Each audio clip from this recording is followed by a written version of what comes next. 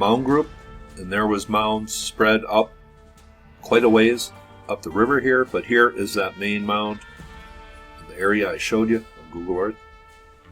But what I'm learning about ancient America, it wasn't white settlers who settled a lot of these towns in ancient America. There was an initial great earthen mound from the mound builders, and that was the initial structure in a lot of these towns. I've talked about St. Louis, Pittsburgh, here's Detroit, Michigan. Now here's an article written a few years ago, and I will leave the link below. It says, what is the oldest human man-made structure in Detroit? Many people would say it's the Charles Trowbridge residence or possibly the James Smith log house. But couldn't you say it's the burial mound located on the grounds of the Detroit historic Fort Wayne? Human remains more than 1,000 years old were removed from the mound in the 1940s.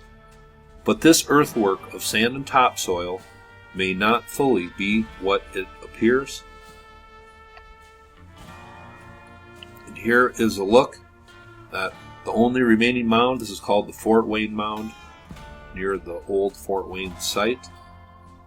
But this is actually two mounds that were bulldozed together, and it's the only trace of this ancient history left in this area today. It says the monument of Fort Wayne was not alone. Before the 19th century, it was only one of several burial mounds built on a large sand hill that used to lie just north of the confluence of the Detroit and the Rouge rivers. The hill was about 300 yards wide, nearly 3/4 of a mile long, and rose 20 feet above the shore. The French called this area Belle Fontaine because of the abundant freshwater springs that gushed from the side of the hill. The British called it Spring Wells. The name was retained by the Americans when the area was incorporated as the Spring Wells Township in 1818. At least 3 burial mounds were built on the sand hill at Spring Wells. Farthest to the southwest was the Fort Wayne Mound. On the northeast end was the Copper Works Mound, so called because it was adjacent to a copper smelting operation. It says northwest of the Great Sand Hill was Carson's Mound, also called the Circular Mound. It says southwest of the Sand Hill was a mysterious circular enclosure called the Spring Wells Earthwork.